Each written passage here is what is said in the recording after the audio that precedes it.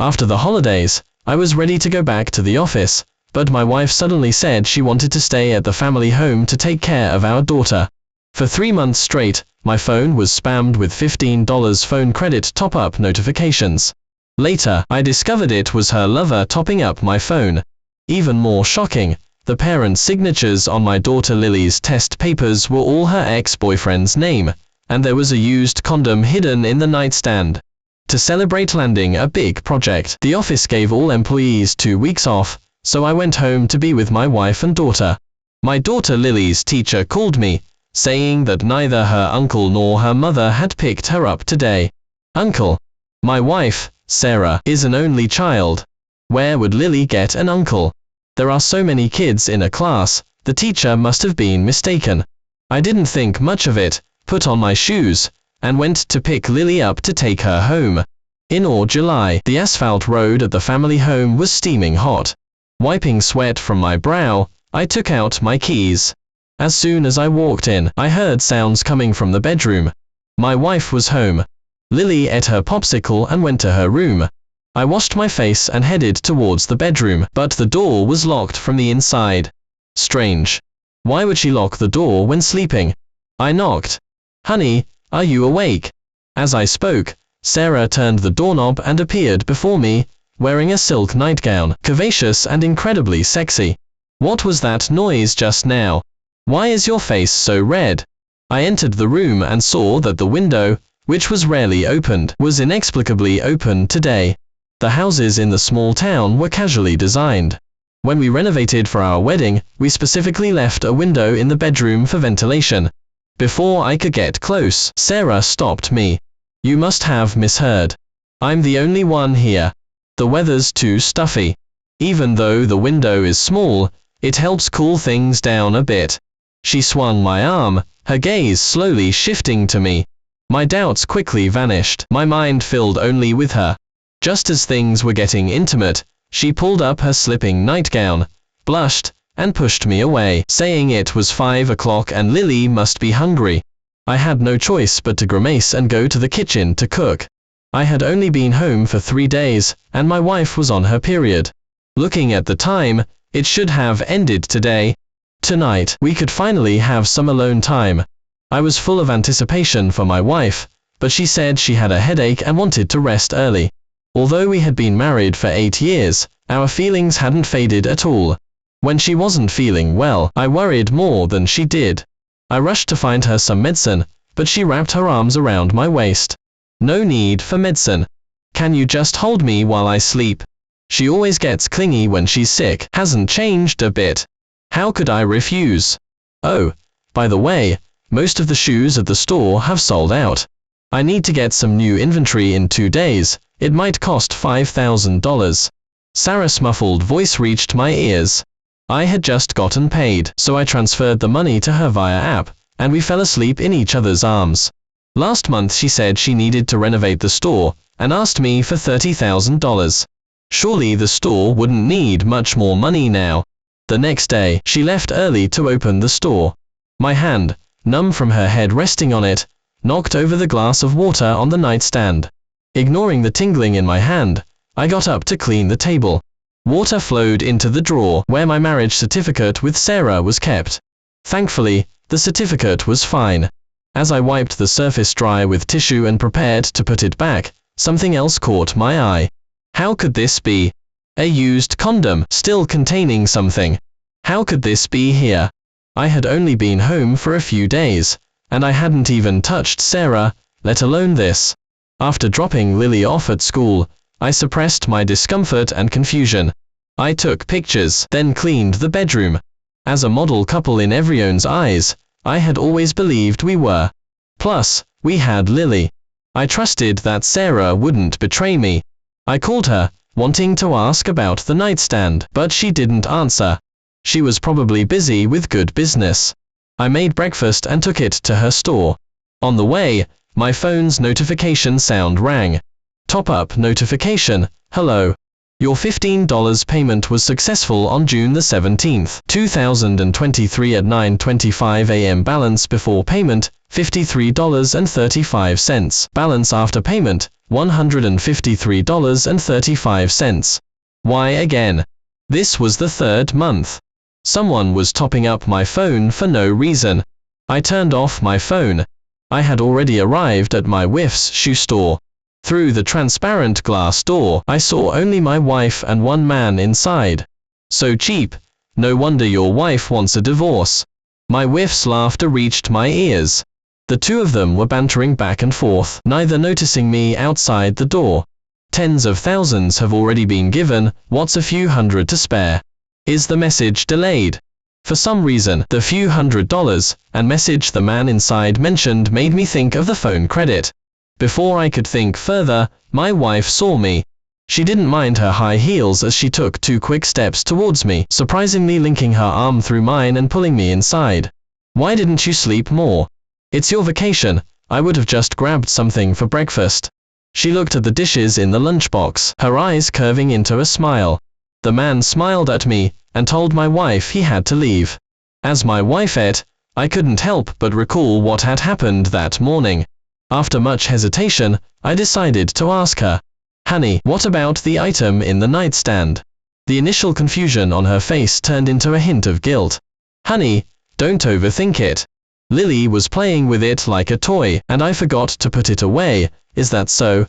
She said she would definitely put things away properly in the future to avoid any more embarrassing incidents. Sarah said she wouldn't be busy for the next 2 days and told me to rest well. She would pick Lily up from school, but in the end, I was the one who picked Lily up.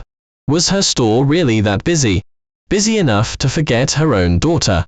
I accidentally dropped Lily's backpack on the ground, and her test papers spilled out. I glanced at the 3 big characters on one of the papers, Scott. Test papers usually have a parent's signature, but this person wasn't related to Lily. He was my wife's ex-boyfriend and our high school classmate. I asked Lily to find her old test papers. On them, 2 names appeared alternately, Sarah and Scott. Scott and I had no contact. Our only connection was having participated in the physics together. My hands trembled uncontrollably as I flipped through the test papers. What was this all about? "Daddy, what's wrong?" Lily tugged at my sleeve, and I realized something was off with me. I tried to hide the shock in my eyes, then crouched down and pointed at the names, asking her, "Who is this uncle?" Mommy said he's my uncle. Uncle often takes me to the amusement park and drops me off at school, so the teacher hadn't been mistaken. Lily really did have an uncle picking her up from school. I kept replaying Lily's words. "Uncle," she said. Uncle was very good to her. It was a scorching summer day, and even without the AC on, I felt terribly cold at home. At 4 in the morning, I was in the dark, looking through Sarah's phone. I entered our wedding anniversary date, but the password was incorrect. Everything had changed. 8 years of marriage, 11 years of dating. I thought it was just the 2 of us. What about the item in the drawer? Was it really Lily playing with it, as she said? Or Sarah was sleeping soundly? I took her hand, and her fingerprint unlocked the phone. She didn't have many contacts, just a few friends and Lily's parent group chat. Nothing else. There was a contact labeled regular.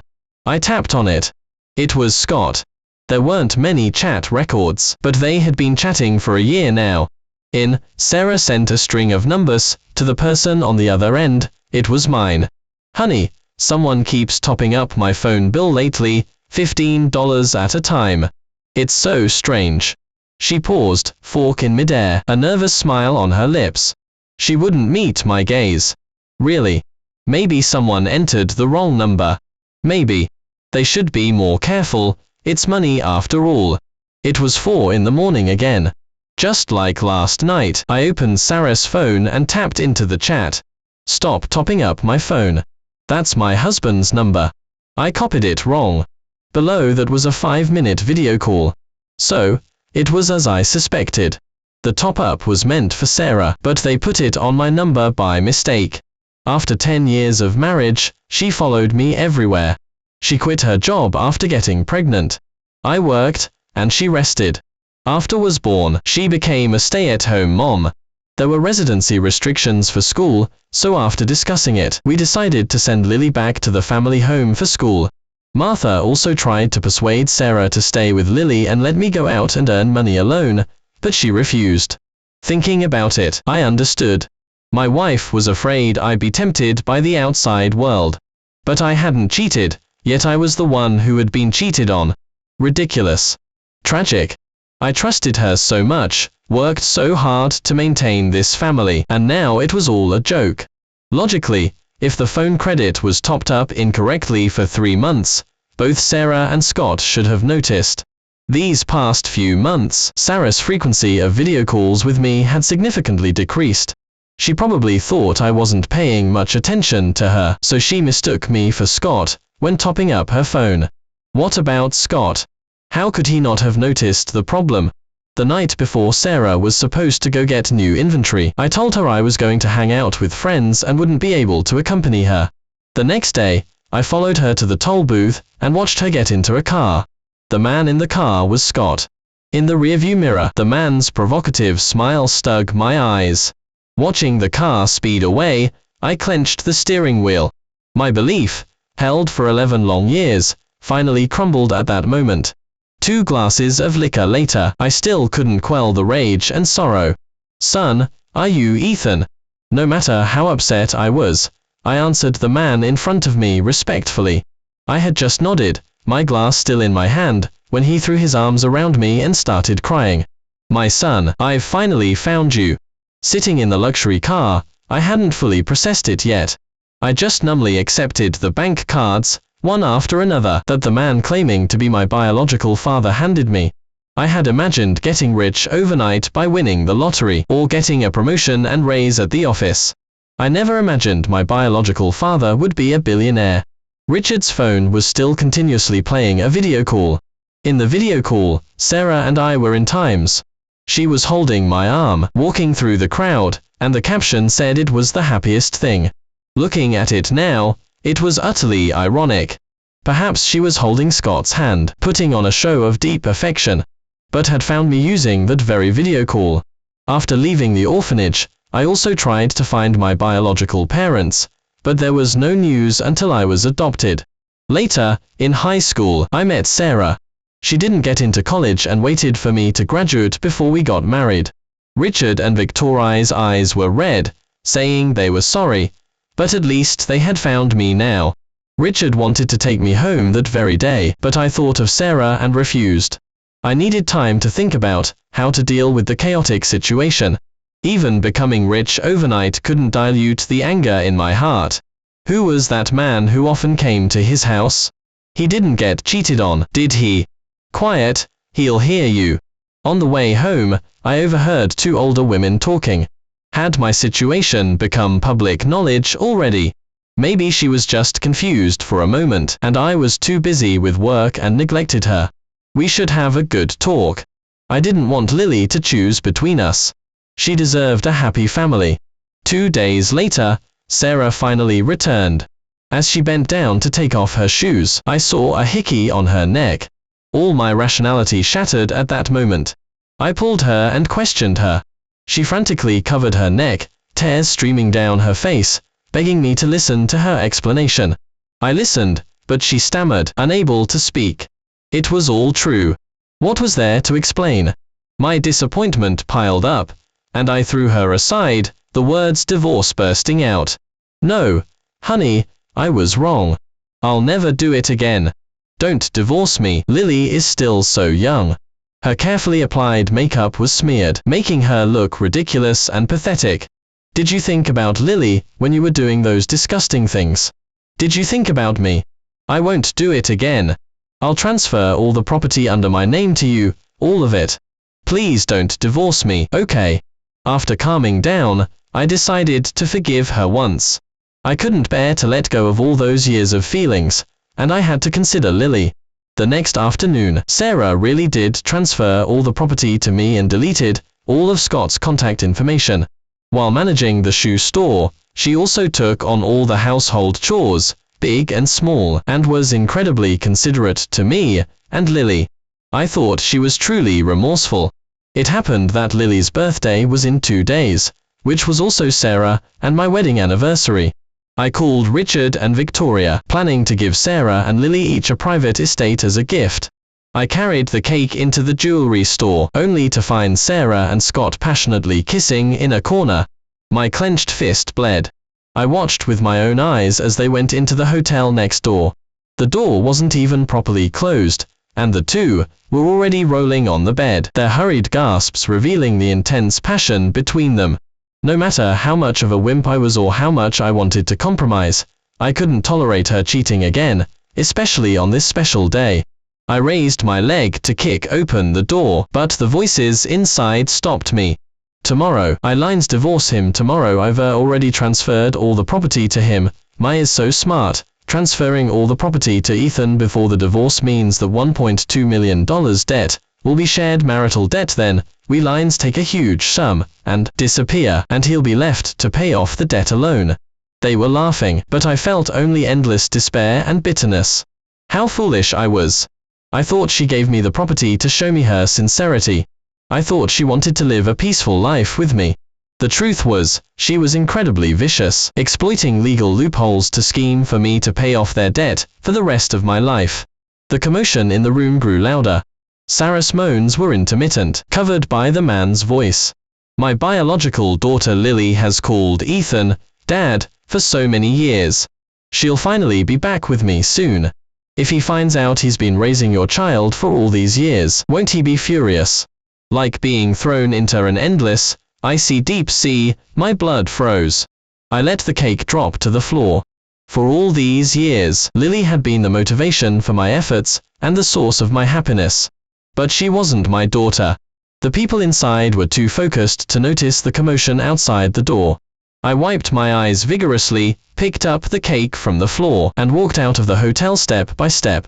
They want a divorce. I would never let those two bastards get what they wanted. I brought Lily's grandmother, Martha, over. I didn't know what Sarah and Scott were doing outside. At 9 o'clock that night, Sarah finally returned, long after Lily had finished her homework. Martha adored Lily and was unhappy that Sarah came back so late. Usually, Lily would have been bathed and asleep by then, but today she and I were still trying to stay awake, waiting for her in the living room. Don't you know what day it is? Lily was insistent on waiting for you to come back and eat cake. She has school tomorrow. Sarah said nothing, but cooperated as Lily made a wish and blew out the candles. After fell asleep, Sarah, in front of Martha, brought up the divorce to me. Martha thought she was just throwing a tantrum, and advised us to talk it over. There's no such thing as a lingering grudge between husband and wife. I won't interfere in your affairs, just sort it out yourselves. I'll go sleep with Lily. I thought she would bring this up in a few days, but I didn't expect her to be so impatient. For all these years, I had been a sucker, raising someone else's wife and child. The moment was right, and I was immediately kicked aside. It was a complete and utter joke. But she didn't realize that I was no longer the Ethan I used to be, nor did she underestimate my importance in Lily's heart. Sarah's expression was grim as she looked at Martha and me, stating solemnly, "I'm serious." She deliberately exposed the marks on her chest, flaunting her shameful deeds. She wanted to provoke me again, to push my limits and make me agree to the divorce. I feigned a hurt expression. Martha next to me was furious, slapping Sarah across the face without reservation. "What kind of foolishness are you doing? Do you have any shame left?" I had always been good to all three of them. Martha had always been very satisfied with me. With involved, Martha was definitely on my side regarding Sarah's affair. Sarah said she had no feelings for me anymore, but her belated 7-year itch didn't convince Martha. I kept asking if I had done something wrong to displease Sarah, repeatedly promising to change and saying I didn't want a divorce.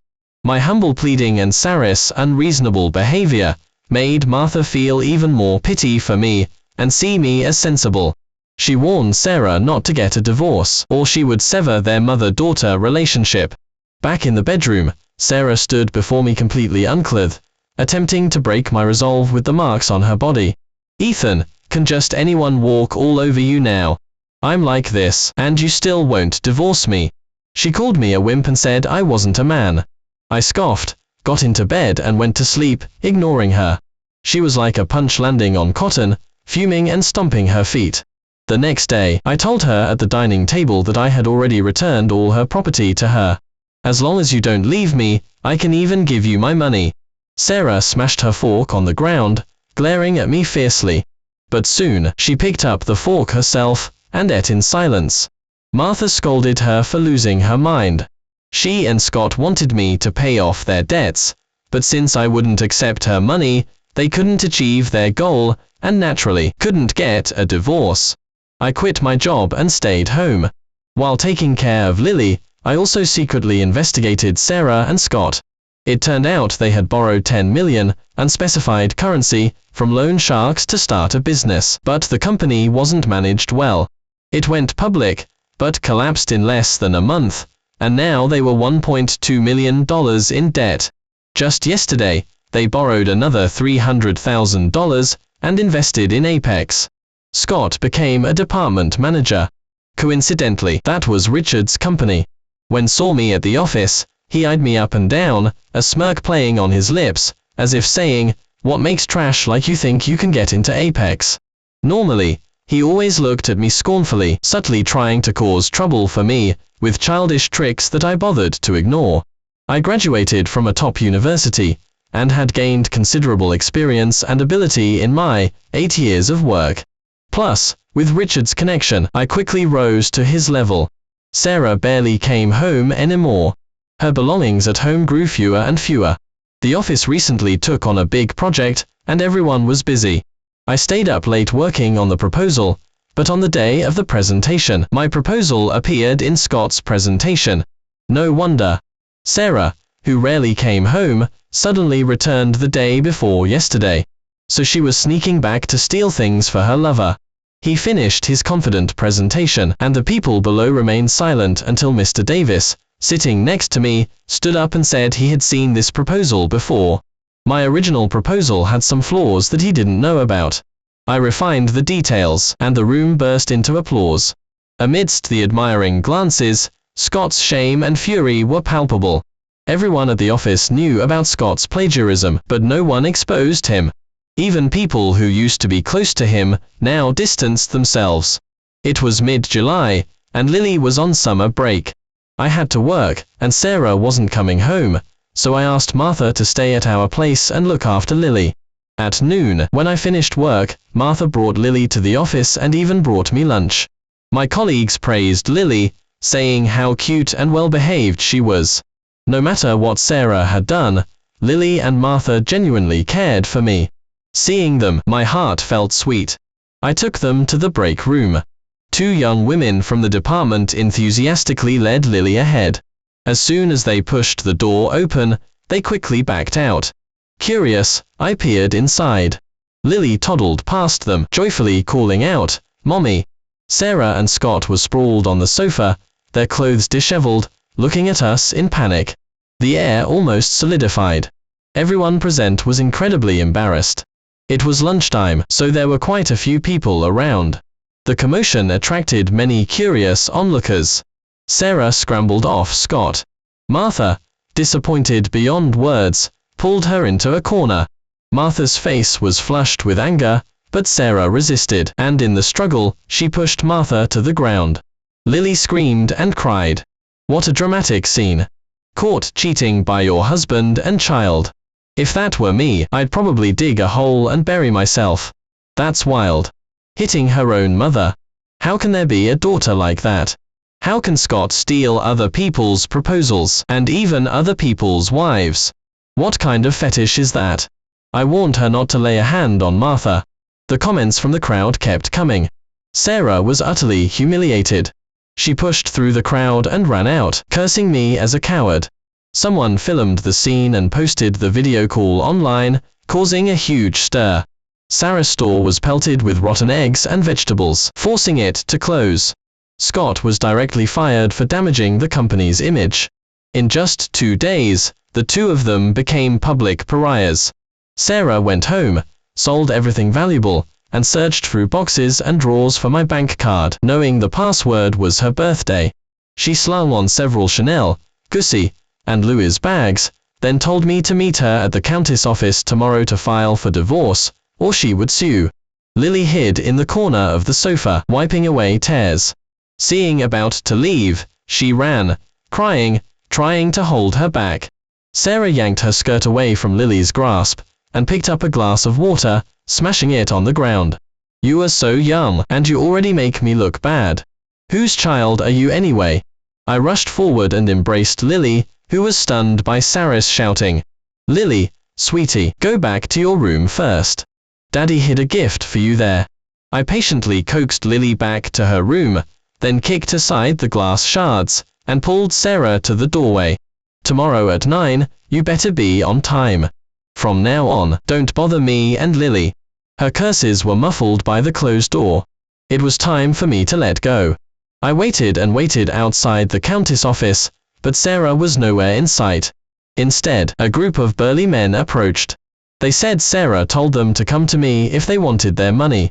If I were just an ordinary employee from before, I would have died of anger today.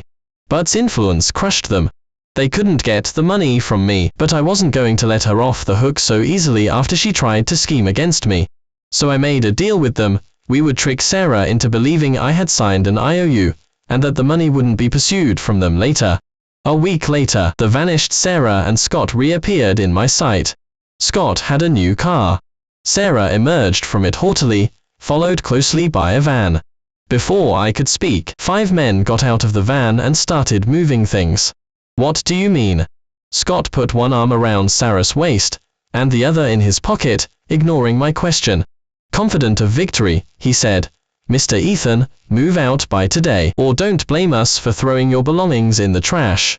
Scott threw a property deed at me. The owner listed on it was Sarah. Sarah smiled in complicity, and I truly understood what gloating meant. 3 cards, $300. There are probably few men in the world who live as miserably as you. The neighbors from the family home all knew each other and were now gathered around us. The environment was noisy, and the crowd's enthusiasm for the spectacle was high, more excited than watching a circus performance. At this point, I no longer cared about my reputation. But this house was left to me by my adoptive father. These 2 despicable people had no right to touch it. This house is a bit shabby, but we don't mind and will grudgingly accept it. Tomorrow, we'll get housekeepers to give it a good clean to get rid of any bad vibes. At this, I couldn't hold back anymore. My clenched fists landed repeatedly on Scott. Sarah didn't escape, either. Years ago, Sarah was diagnosed with a heart condition, and my adoptive father used his life savings to pay for her treatment. Yet now, she allowed Scott to call my adoptive father bad vibes. As I was pulled away, I was still thinking about the property deed. The property deed had always been in my adoptive father's name. For all these years, I had never thought about changing it, and in the end, they took advantage of it. "Ethan, your father died." I went and applied to transfer the title. "It's legally binding. You are assaulting us in broad daylight. Do you believe I'll call the police and have you arrested?" Sarah's delicate face twisted into a vicious, hateful sneer, as if she wanted to tear me to shreds. 5 o'clock was when elementary schools let out. Martha returned with Lily. Everyone was talking, and Martha understood what was happening. "You scoundrel! Are you trying to kill me with anger? How am I supposed to face your father down below? How am I supposed to face Robert? None of your business. You and him can both get lost. I'll just pretend I don't have a mother." The old lady was clutching her chest, gasping for breath. I helped her to the side to rest. Sarah was loudly proclaiming that I was defaulting on a debt, unaware that 100 yards away, her creditors were approaching. "You borrowed money and thought you could run. No such luck." The burly men scared Scott so much he wet his pants and took off running. Sarah was even more disoriented, trembling as she knelt on the ground. The crowd dispersed, but the farce wasn't over yet. From's car, I brushed some dust off my pants. "Forgot to tell you, I've partnered with your creditors. You'll probably still have to pay the money back. If you can't, whatever they do to you is none of my business." The 2 trembling figures made me feel much better. I drove them to the county S office, and got the divorce papers before it closed. Don T. even think about the house. I've already hired a lawyer. Don't end up with unresolved debts and a lawsuit on top of that in the following days. Sarah and Scott worked tirelessly to pay off their debts. Every time they found a good-paying job, they were fired on the first day because Richard had blacklisted them. No company dared to hire them. Left with no choice, they went to restaurants to wash dishes, sold vegetables at the farmer's market, carried cement bags under the sun, and cleaned septic tanks, doing all kinds of dirty and exhausting jobs. I moved with Lily and Martha into Richard's home. Richard and Victoria only had me as a son. Lily was very loved by her grandparents, and our family lived harmoniously. My adoptive father's house was also successfully recovered, and everything was moving in a good direction, until I unexpectedly discovered that Sarah had bought me a life insurance policy worth up to $7.5 million at the beginning of the year. It was hard to imagine such a malicious person being by my side, sharing a bed for 10 years. Cheating was one thing, but she wanted me dead. Before returning to the family home, Sarah hadn't been working. Though I was tired, seeing her every day when I came home brought me immense satisfaction. At the beginning of the year, she and I came back for the holidays. When I was about to take her back to work, she told me to go alone. She wanted to stay at the family home to take care of Lily. She said she could open a shoe store there, both to look after our daughter and earn some money. The reality, however, was that she was living happily with Scott and didn't forget to buy insurance for me. When our family went on a trip, we encountered Sarah working as a cleaner. In 3 months, she had grown white hairs. As someone in their 30s, she looked older than someone in their 50s. She was bent over, mopping the floor.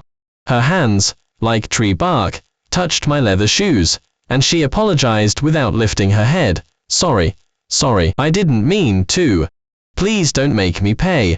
Martha couldn't help but bend down first, helping her up from the floor, calling her name choked with sobs. Sarah froze for a few seconds, then looked up in disbelief. Her gaze swept over me, and a flicker of resentment cracked across her weathered face. Ethan, why aren't you dead yet? Other staff couldn't hold back her emotional outburst. Her bloodshot eyes, like a demon's, seemed to want to drag me to hell. The restaurant owner had business dealings with Richard, and he flattered us, saying, "I just felt bad for this woman. Working outdoors in the sun and wind, cleaning is much easier than what she used to do. I never imagined she'd dare to upset you too." While speaking, he gestured to the person next to him. Sarah struggled free, crouched in front of Lily. "Lily, Mommy misses you so much. Will you come home with me?" Lily hid behind me, saying she didn't like this strange auntie, and didn't want a mommy. That's enough. What kind of person are you to dare cling to Mr. Richard? This is the city's wealthiest man's son. Get her out of here. Sarah yelled that she didn't believe it, saying how could someone as lowly as me be a trust fund kid? But no matter how she acted out, she never appeared before me again. After I was recognized by Richard and Victoria, they handed over the office to me. One evening, after meeting a client, on my way home, a large cargo truck crashed head-on into my Rolls-Royce. My head was hazy. The people who got out of the truck were Sarah and Scott. Uncle, the driver, was already unconscious. I was in the back seat and wasn't seriously injured. After calling for an ambulance, my hand went limp and my phone fell in the car. Sarah and Scott were closing in. They dragged me to a nearby abandoned factory and tied my hands and feet. "You are breaking the law." The two grimy figures laughed, a strange and terrifying sound. "Do you know what that debt has driven us to? We can't even live anymore, so who cares about breaking the law?" My phone had its location services on. Richard and Victoria had called me half an hour ago, and with the ambulance I just called, they would surely know something was wrong and find me soon. "What do you want?" Scott swallowed hard, pushing Sarah in front of me. "Pay off her debt. If you still like her, I'll give her to you." Sarah's previously dazed expression turned to fury. "What nonsense are you talking about? Who did I borrow all that money for? Do you have any conscience?" Not only was I a joke, so was Sarah. I refused his offer to give Sarah to me, pretending to agree to help them pay off their debts. Sarah searched me, found a bank card, and demanded the password. Police sirens sounded outside. Sarah was terrified. Scott gritted his teeth, spat, and drew the dagger from his lower back, stepping closer to me as I tried to inch backward. Forget it, the police are here. This life is ruined anyway. I'll drag someone down with me even if I die. So what if you are rich? The only son will still die by my hand. I calculated the distance, intending to attack him with my head, but Sarah hugged his thigh tightly, preventing the knife from falling. Scott, you'll die. Killing someone means death. Calm down. Didn't we agree we only wanted money? The out-of-control man paused, then handed the dagger to the woman. Right, I can't kill anyone. When the police broke in, Scott kicked Sarah away. The woman was still tightly clutching the sharp dagger. Officers, I surrender. I rubbed my sore wrists. Scott, hands raised above his head, was put into the car. Sarah was taken as well. Richard and Victoria were incredibly worried. After I explained everything, Martha wept, saying her daughter had been on the wrong path from the very beginning. During the trial, Scott insisted that Sarah was the mastermind, but I knew Sarah didn't have the guts for that. Officers, when she was about to kill him, I kicked her away, preventing a fatality. Given that, can I receive a lighter sentence? Even with her hands cuffed, Sarah struggled desperately. Scott, you were the one who wanted to start a business, that's why I borrowed the money. You wanted to kidnap him, and I followed you. You were the one who wanted to kill him, it was you. Sarah cried out, heartbroken, claiming Scott had betrayed her trust and cursing him to the 18 layers of hell after he died. Uncle, the driver, was injured. Sarah and Scott were sentenced to 20 years in prison. I didn't take Lily when I went to visit them in prison. Sarah's eyes had lost their sparkle. She glanced at me, then indifferently lowered her head. To this day, I still can't understand why she betrayed me. What about a man like Scott made him worth doing all this for? Sarah, you know, on Lily's birthday, I was going to tell you I found Richard and Victoria. They were so happy I was married with a child, and they prepared an estate for you and Lily each. She kept her head down, but the smile on her lips, I couldn't tell if it was regret or self-mockery. I once believed in you, thinking we would have a beautiful future. I was simply wrong. At this point, no amount of her tears would change anything. I stood up to leave, and a hoarse plea came from behind me. Please take care of Lily for me. She's innocent. Of course. She's slowly starting to forget you now. Although was determined to pin all the blame on Sarah, he didn't get his way. I went to see him, just to check in. He had a scruffy beard, looking like a beggar by the side of the road. He thought I was there to mock him, but I wasn't. I was there to deliver something. After lightly tossing down a piece of paper, I turned and left. He let out a painful cry. I didn't need to think twice to know that piece of paper was the last straw, and he was probably furious. The paternity test results were left at the prison. With that chapter closed, it was time for me to pick up my biological daughter from school. Walking quickly, I bumped into a young woman on the street. Oh, I'm so sorry. I wasn't looking where I was going. Life truly is unpredictable. Just that one encounter led to me cooking for her for the rest of my life. Ethan, hurry up. Lily's bringing her boyfriend home for the first time today. If you drag your feet any longer, dinner won't get made. My wife, Sophia, always rushes me. You'd think the farmer's market would run out of groceries if I took a moment to change clothes. Coming. After raising our daughter for 20 years, she's about to be swept off her feet.